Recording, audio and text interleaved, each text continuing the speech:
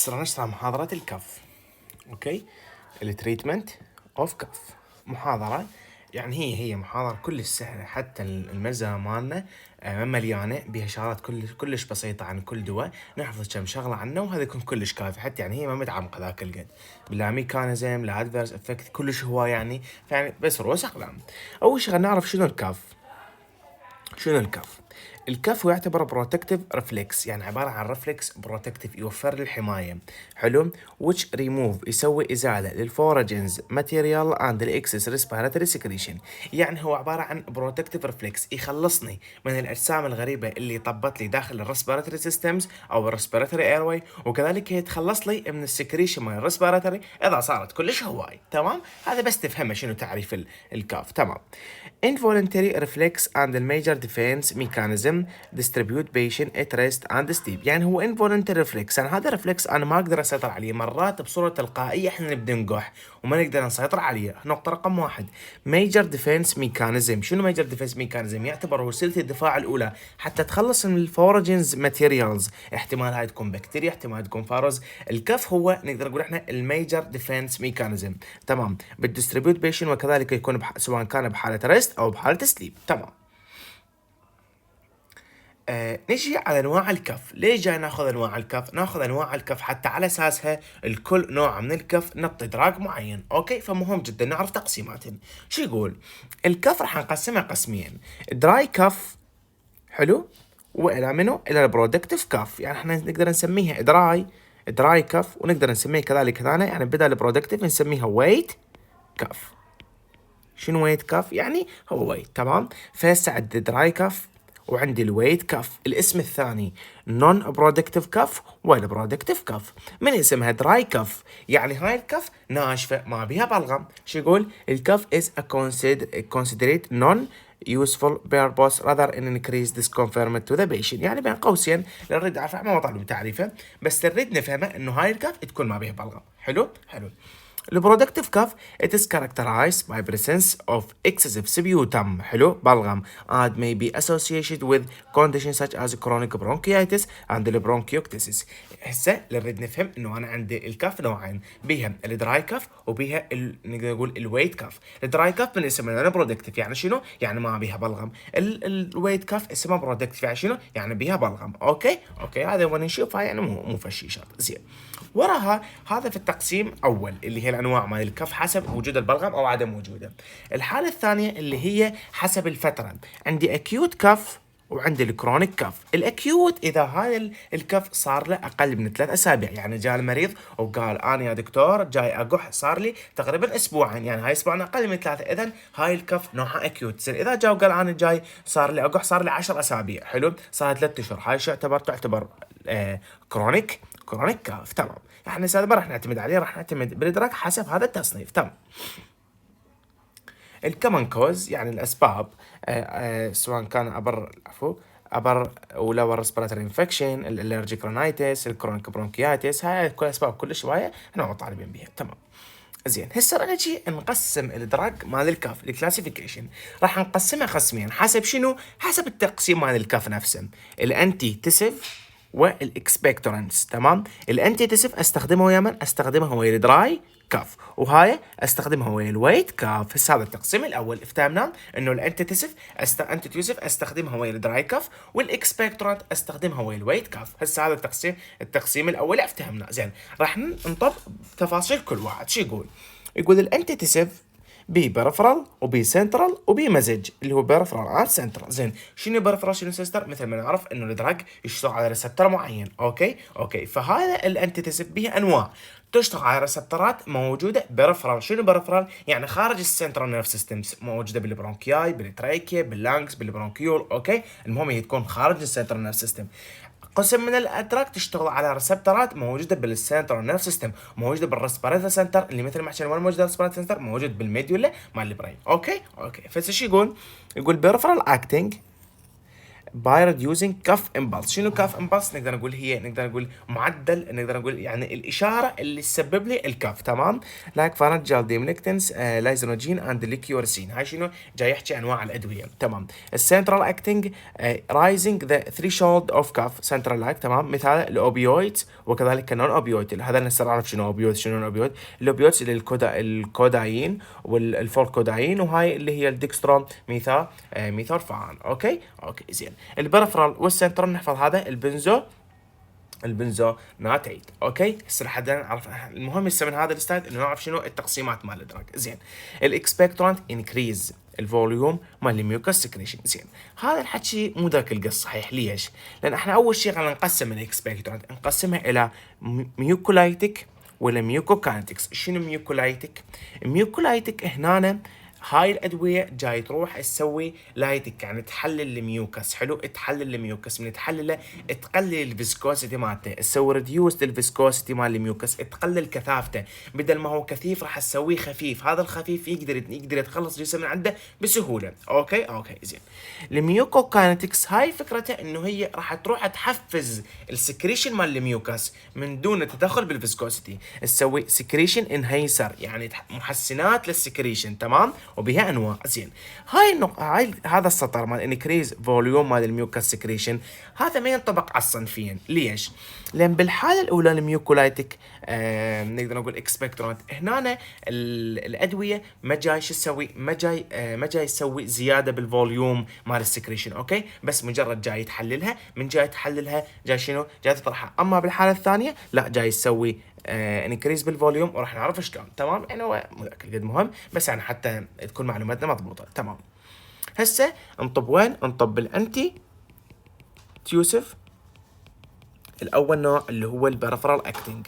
اوكي الانتي تيوسف اللي هو البريفرال اكتنج. راح نجي ناخذ اول دراج اللي هو الفارنجيال ديميولينكنز. حلو، مو ذاك القد يعني هو مهم، وحتى مركزين عليه. شو يقول اندايركت بريفرالي اكتنج، ندري بيه يسوي كف سبرسنت. حلو، يعني هو دول الكف اذا شو يسوي كف سبرسنت. زين. يشتغل بصوره غير مباشره على البرفرال سنتر. المهم they provide protective coat. شنو protective coat؟ مثل الغطاء اللي protective over sensory receptor on pharynx and reduce efferent impulse from the inflammate or irritated mucosa. شنو فكرته؟ هاي الميكانيزم شلون؟ انا عندي فد ريسبتر، هذا الريسبتر وين موجود بالفارنكس، لذلك هو عنده هواي ريسبترات، بس هذا الدواء يشتغل على الريسبتر الموجود بالفارنكس اسمه فارنجيال. اوكي اكو عندي ريسبتر، هذا الريسبتر موجود بالفارنكس، هذا الريسبتر يتحسس. حلو، يتحفز للانفلاميشن، يتحفز للريتيت في التايم، ما يتحفز راح يعطيني فد اشاره، فد امبلس، هاي الامبلس تروح للسنترال نيرفس سيستم وتسبب لي الكف. اوكي هنا هذا الدواء جاي يروح يسوي لي فد بروتكتيف كاب، يعني شنو؟ مثل الغطاء، يروح يغطي لي هذا الريسبتر. من غطى هذا الريسبتر بعد هذا الريسبتر ما راح يتحفز، ما راح يتحسس، وما راح يتحفز. اوكي فبالتالي ما راح يعطيني هذا الافرنت امبالس. حلو، نقدر نقول الصادر او العفو، يعني ايه الصادر من الريسبتر للسنترال نيرفس سيستم، فبالتالي اوريدي ما راح يصير عندي كاف. اوكي انا هذا الريسبتر راح اغطيه. حلو زين. They provide relief in dry cough arising from throat. اوكي يقول لك يعني شويه تحسن الدراي كاف، خصوصا اللي جايت لي من الثروت الملتهبه. اوكي اهم شيء نعرف الفارنجال ديميوليكنس انه هو بريفرال، نقطه رقم 1، وانه هو شلون جاي يشتغل. تمام. هسه نطب وين بالسنترال؟ السنترال قسمها قسمين، الى الاوبيويد والنون اوبيويد. الاوبيويد يعني شنو؟ يعني هي مشتقات الاوبيويد. الاوبيويد هي ماده تشبه المورفين. حلو، هي مثلها. تمام. شو يقول؟ اول دواء من عائله الاوبيويد اللي هي الكودايين. حلو، اسمه الكودايين، نحفظ اسمه مهم. از اوبيوم الكالويد، هذا اسمه اللي نقدر نقول الكيميائي. سيمي ساينتيتيك يعني شبه صناعي، يعني بجزء من الطبيعه وجزء مصنع. تمام. الكودايين سلفيت از ان اوبيويد انالجيسيك. شنو اوبيويد انالجيسيك؟ يعني اول نقطه انالجيسيك يعني يخدر لنا الجسم، نقطه رقم 1 مهمه. ريليتد تو مورفين، هو ليش يخدر الجسم؟ لان هو ريليتد، يعني تركيب الكيميائي والستركشر مالته يكون مشابه وقريب جدا على المورفين. زين، المورفين مثلا نعرفه مخدر، اذا هذا ايضا يسوي لي انالجيسيك، بس شنو؟ يكون less potent analgesic properties، يعني اقل. تمام. يعني المورفين بالانالجيزك تكون مالته اقوى. اوكي هسه شنو افتهمنا الكودايين من عائله الاوبيويد. الكودايين قريب على المورفين، فبالتالي المورفين يسوي لي انالجيزك، هذا ايضا يسوي لي انالجيزك، بس الانالجيزك مالته راح تكون شويه بدرجه اقل. تمام. It is more selective for cough. It is more selective for cough center at straight standard antidepressive. تمام. سبراس كاف سنتر فور 6 اورز حندربيه ويعطى اورالي. هاي معلومات عامه كلش عامه، يعني هو شلون جاي يشتغل وشلون جاي نعطي. تمام. المهم انه نعرف انه هو شلون او يعني نقدر نقول شنو الانالجيسك مالته وشنو علاقته بالمورفين. تمام. نكمل شو يقول. الكوداين is selective for mucus receptors. حلو، يعني خاص بالميوكس ريسبتور. ما مكمل. بس شو يقول with much weaker affinity than morphine. يعني المورفين يشتغل على، اعتقد يعني الميوكس، ما اعرف انا اذا هي ريسبتور. المهم يشتغل على الاميور، خلينا نقول عليه اميور ريسبتور، يشتغل على الاميور ريسبتور، بس المورفين يكون الافينيتي مالته اعلى من عنده. اوكي. The analgesic properties of codeine have been supplicated to come from its conversion to morphine. يقول لك مثل ما حكينا انه صفاته مال الانالجيسيه جاي من اقترابه بيش من المورفين. تمام. السايد افكت، اثارات جانبيه. اول شغله عندي دراونسس، نعاس. اوكي. النقطه الثانيه ادكشن، يعني شنو هذا الدواء يسبب لي ادمان. والثالثه كونستيبيوشن. اوكي. امساك. هذين ثلاث شغلات جدا مهمات. دراونسس، نعاس. هو ليش يسوي دراونسس؟ اي دواء يشتغل بالسيتر نفس سيستم احنا نتوقع انه يسبب لي دراونسس وذا السوالف، اذا هو يسبب لي دراونسس. هاي نقطه رقم واحد بديهيه اعرفها. النقطه الثانيه ادكشن، يسبب لي ادمان مثل المورفين المريض من ياخذه راح يدمن عليه، هذا الدواء يسبب لي ادمان. والكونستيبيوشن، لذلك من اسباب يعني بما انه هو يسوي لي ادكشن راح نغيره ونستبدله بدواء اخر. ليش؟ لان احنا ما نريد المريض يصير عنده ادمان على دواء معين. تمام. نحفظين ثلاثه: دراونسس، ادكشن، كونستيبيوشن. الاوفر دوز ايش راح تسوي لي؟ الاوفر دوز راح تسوي لي ريسبيراتوري ديبرشنز. شنو ريسبيراتوري ديبرشن؟ يعني الريسبيراتوري سنتر الموجوده بالسنترال سيستم راح يسوي لها ديبرشن، راح تثبط بعد. يعني ما يعطيني لما اقدر اسوي، يعني مو ما اقدر، بس الوظائف مال الشهيق والزفير والكاف والسنيز كلها هاي راح تبدا بيها تصير مشاكل. ليش؟ لان انا ثبطت الريسبيراتوري سنتر بشكل كامل. تمام. كونفوليوشن، تشنج. ليش تشنج؟ لان مثل ما قلنا هو يضرب على السنترال نيرف سيستم. بوستيورال هايبوتنشن، هايبوتنشن موضعي. تمام. والتاكيكارديا نحفظهن وتمام ونعبر. زين. انطبق دراج ثاني اسمه اسمه الفول كوداين. من اسمه الفول كوداين، يعني شنو قريب على الكوداين. structurally related to the codeine. بس شنو فكرته؟ هو يكون slightly more potent، يعني يشتغل اقوى. long acting، لفتره اطول. better tolerant than codeine. اوكي زين. هذني صفاته بالمقارنه مع منو؟ بالمقارنه مع الكوداين. حلو، هذا حكي ايضا مهم. بس بعد شنو يكون؟ هو يكون ليسر كونستريبيوشن. احنا ايش قلنا الكوداين يسوي دراونسس، يسوي كونستريبيوشن، ويسوي ادكتيشن. حلو زين. هذا الكونستريبيوشن مالته راح تكون لس. الدراونسس ايضا راح تكون لس من الكوداين. تمام. مور سيتد فور لونج تيرم يوز، ويعطي اورالي. خلصنا ما ابي حكي، هو يعني اغلبه حفظ، بس نعرف ان الفول كوداين قريب على الكوداين بس شويه احسن من عنده. ليش؟ لان السايد افكت مالته راح تكون شويه اخف. وهاي زين. هذا شويه دراج مهم اسمه الديكسترو ميثارفان. هذا عباره عن دواء استخدمناه بديل للكوداين. ليش؟ مثل ما حكينا الكوداين او الفول كوداين الاثنين يسبب لي ادكشن، اللي هو نقدر نقول لنا المريض يبدي يدمن على هذا الدواء. هذا الديكسترو ميثارفان الادكشن مالته نقدر نقول قابليه الادكشن مالته راح تكون شويه اقل، لذلك يعتبر مفضل بالمقارنه مع منه مع الكوداين. في شيء يقول مثال استر اسمه العلمي. تمام. ريسبتر انتاجونست، ندري بيه باعتبار احنا كل بدنا نحكي عن البيرفرال او السنترال. طبعا بيرفرال وسنترال، لا هذا السنترال. تمام. ات هاز ليس ادكشن. هاي نقطه جدا مهمه، انه هو ليس ادكشن. حلو، من ادمن نلس ادكشن بالمقارنه مع هذا. نون الرجيسيك، حلو، ما يسبب لي تخدير. اكشن ليست كونستريبيوشن افكت اند مينيمايز دراونسز. يعني بين قوسين السايد افكت قللناها بدرجات كلش كبيره. انه دراونسز، النعاس قللناها، الكونستريبيوشن قللناها. زين. الانالجيسك التخدير وديناه، الادكشن قللنا. كل هاي حسنا من السايد افكت حتى يكون الادراك اكثر فاعليه واقل تاثيرا على المريض. تمام. يعتبر اكستنسيف ميتابولايت، يعني يصير ميتابوليزم بيه عالي عن طريق الهيباتيك انزيم. هذا ندري بيه. تمام. اليوزز وين نستخدم؟ بالكف سبرسنت من تيم من عدم. تمام. الكف سبرسنت اللي يجي، انا عندي الكف نتيجه يعني اشياء متعدده. الكف اللي يجي من الكف اللي سببه ماينر ثراوت bronchial irritation. حلو. minor throat يعني بين قوسين شنو minor throat؟ يعني التهاب الحنجره نقدر نقول بسيط. حلو. البرونكيال irritation تهيج هذا، بس ما يعالج الكف اللي تجي نتيجه الاسمه، نتيجه السموكينج، ونتيجه الانفيسيميا. اوكي، هاي ملاحظه جدا مهمه. يعني اذا جاء دواء قال اذا جاب سؤال قال اختار لي دواء يعالج الكف اللي نتيجته او الكف اللي ناتج بسبب الاسمه، السموكينج، الانفيسيميا، هذا الدواء بنحطه ضمن اختياراتنا. اوكي زين. الادفيرس افكت له اثار جانبيه بس تكون قليله. نويزيا اوف فوميتنج، ليش؟ باعتبار هو اكستنسيف ميتابولايت ويصير به ميتابوليزم عن طريق الانزيم. حلو، هيجي عنا نربط احنا. دراونسس بس قلنا اقل. دايسنس دوار اقل. بلور ديفيوجن. حلو. هو هذني ليش هذني مثل ما حكينا هذني يشتغل على السنترال نيرف سيستم. دونت يوز تشايلد اللي اقل يونجر ذان 4 ييرز، يعني ما نستخدم الاطفال اللي جو 4 سنين. تمام. هذني نربطهم بالسنترال نيرف سيستم باعتبار هو جاي يشتغل على الريسبتورات الموجوده هناك، وهذني نويزيا فوميتنج باعتبار ليش؟ باعتبار هو اكتف ميتابولايت. تمام.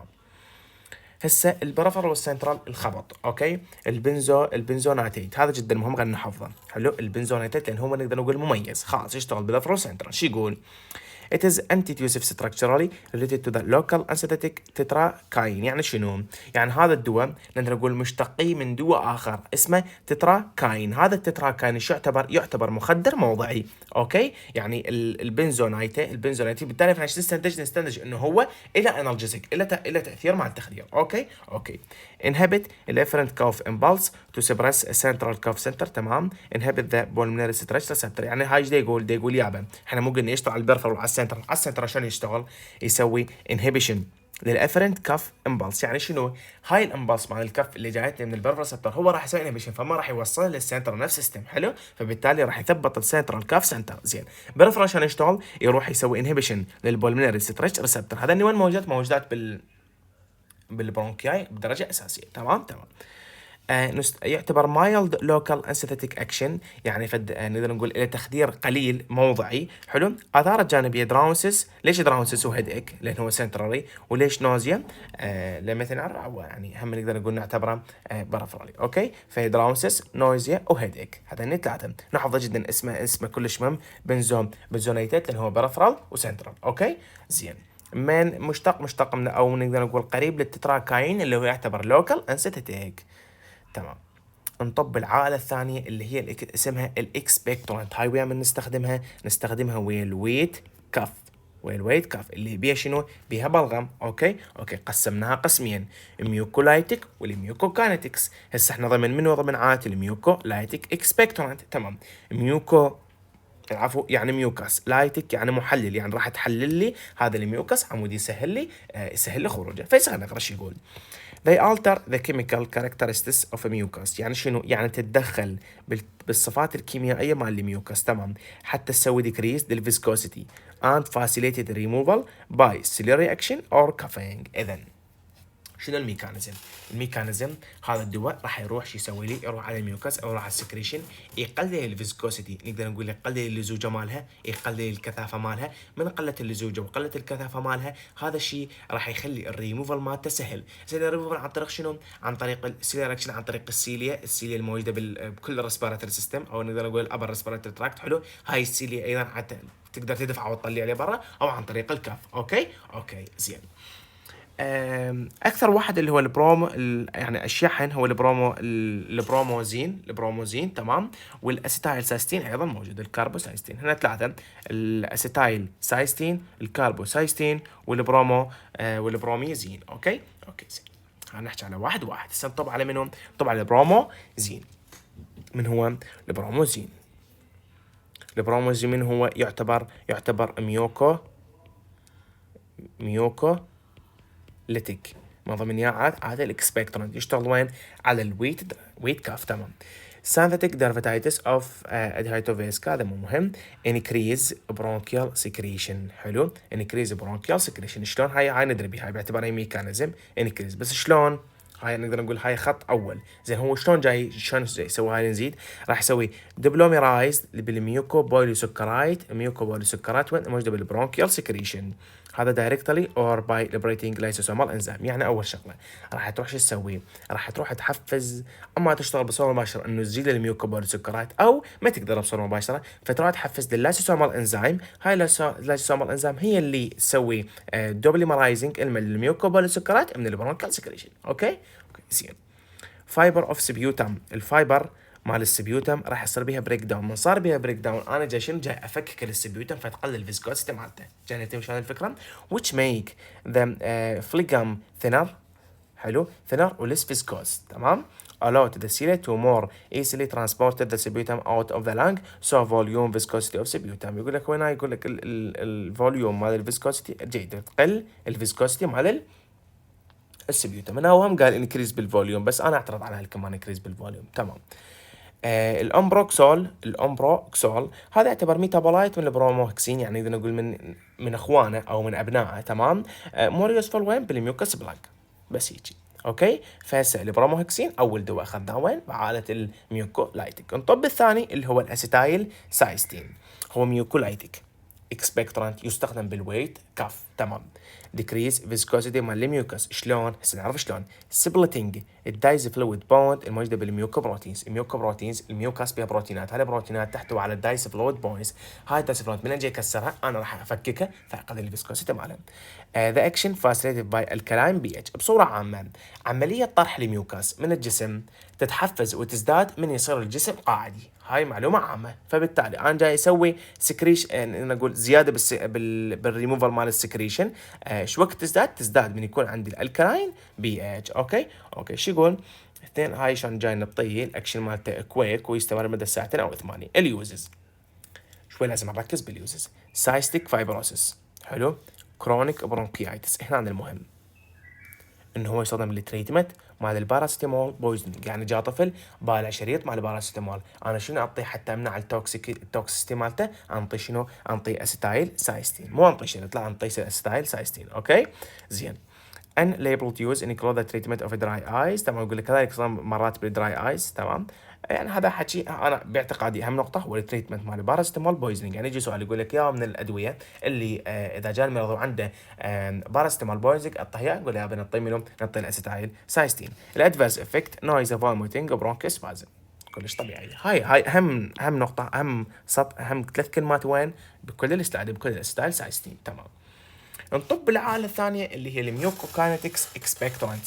ميوكو يعني نفس الميوكاس، كاينتكس يعني جاي يزيد لي من الحركية مالته اكسبكتورنت. تمام. فإذا شو تسوي؟ تسوي ستيموليز للفلو of the respiratory tract secretion. تحفز لي الفلو، تحفز لي نقدر نقول المشي مالته والعباره مالته حتى شنو تخلص من عنده بسرعه.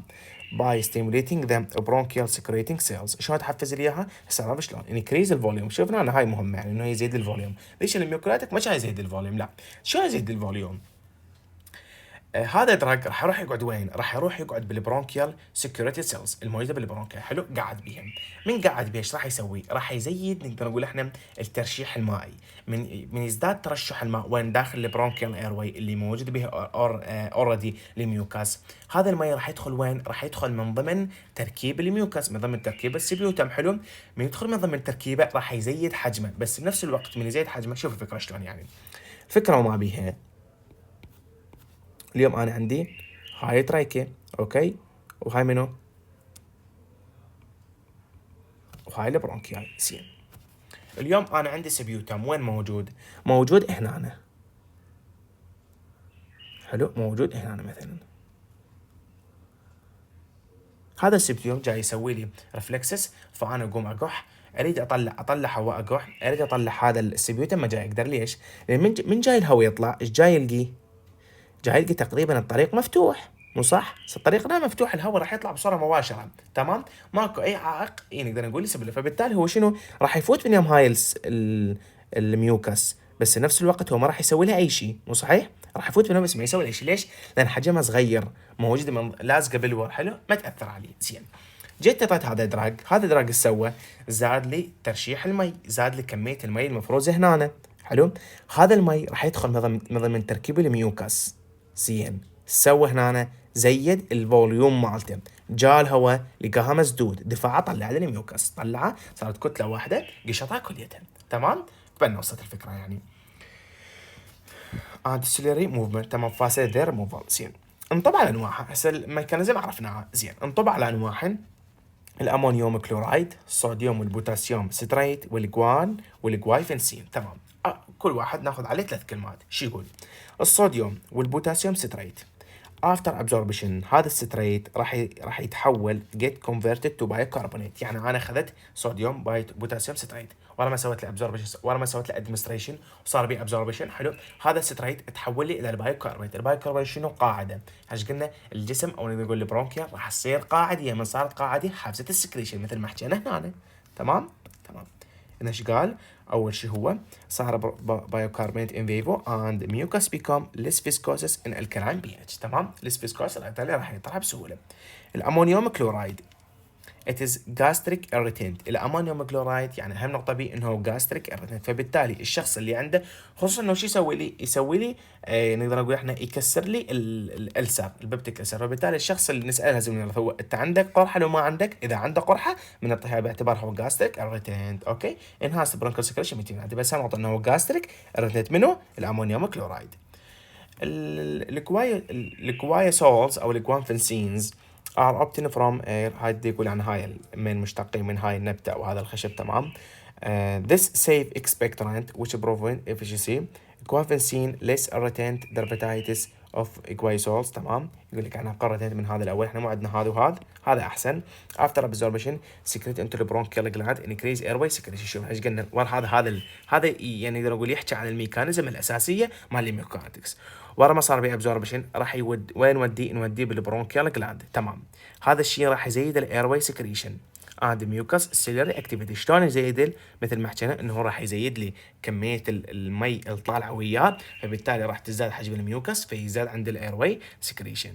ادفيرس افكت جدا مهمه: ريسك اوف فورميشن اوف رينال ستون. يعني اول شيء عنده خطر انه يكون لي رينال ستونز، وكذلك يسبب لي مالد دراي ماوث. هذا اللي شلون اعالجن؟ انا اشرب مي كلش هواي. اوكي، بالمي راح اعالج الحصوات مال الكلى، وبالمي كذلك اعالج الجفاف مال الماوث. وهاي زين. هسه الانتي هيستامين، هذا الانتي هيستامين مو سبيسيفيك دراج الكاف العفو. اديت تو انتي تيوزيف اكسبكترانت فورميليشن ريليف ان كاف ديو تو سديف انتي تشولوجيك اندكشن. تمام. سديف يعني شيء مثل المهدئ او هيك شيء. لاك سيلكتيفيتي فور كاف سنتر، مثل ما حكينا مو سيلكتيف الن. نو اكسبكتورنت، يقلل السكريشن. نعم. suitable for allergic cough، مهم but not for asthma. اوكي، هاي جدا مهمه، يعني هاي اهم نقطه بي انه الانتي هيستامين يستخدم للكف نتيجه الالرجيك الحساسيه، بس مو من هذا من اسمه. تمام. هذا انواع. اوكي زين. هذا drinking water warm water يعني اشرب مي دافي. inhaling warm moist air or methanol vapors، هاي كلها using surfactant. هاي كلها شنو؟ تساعد من نقدر نقول تهدئه وضع الكف. الرول مال الهيدريشن على الكف شلون؟ الديهايدريشن يعني انا ما اشرب مي هواي، او نقدر نقول الجسم يصير به جفاف نقصان بالوتر مالته، راح يزيد الفيسكوسيتي مال السكريشن. من زاد الفيسكوس هذا شيء سيء ولا مو سيء؟ نعم سيء. من زاد الفيسكوسيتي ازدادت بقاها داخل الايروي، فبالتالي ازدادت مساوئ. تمام. ذاك شيء يقول الادكويت فلويد، يعني اذا الشخص يشرب سوائل بكميات كافيه هذا يسوي ديكريس بالفيسكوسيتي، وبالتالي يزداد السكريشن ماله. هيلثي افكتيف، تمام، هايلي افكتيف يعني شنو؟ له تاثير كلش عالي. الرول مال الستيم انهاليشن، شنو الستيم انهاليشن؟ انه هو واحد يجيب جدريه مال المي وهذا المي يفوره ويبدي يستنشق شنو؟ يستنشق البخار مال المي. هذا يسوي ليكوفاكشن. يعني شنو ليكوفاكشن؟ يسيل او يلين او يرطب التينشوس سبيوتم، اللي هو السبيوتم الكل الصعب. هذا يعتبر جدا كلش افكتيف. تمام، كلش افكتيف وكلش مهم. يعني واحد اذا استنشق بخار مال مي هذا كلش راح ياثر وكلش راح يهدي ويقدر مو يعني نقدر نقول يعني يعالج بصوره اساسيه، بس نقدر نقول السيطره على الكف مالته. كمراجعه الكف بروتكتيف ريفلكس، هاي درينا تريت اندرلاين كيس. يعني ايش يقول لنا الكف انا ما اروح وشاص عنده كف، لازم انا اعرف الكيس اللي يسبب لي هذا الكف. انا نعم انطي دواء يقلل الكف، بس بنفس الوقت انا مو انطي دواء واوقف، لا لازم اروح اعالج السبب الاساسي اللي سبب لي هاي الكف. هي نمونيا، هل هي اسمه، اي شيء اعالجها، وبنفس الوقت انا انطي وياها دراج مال الكف حتى نقدر نسيطر على الوضع.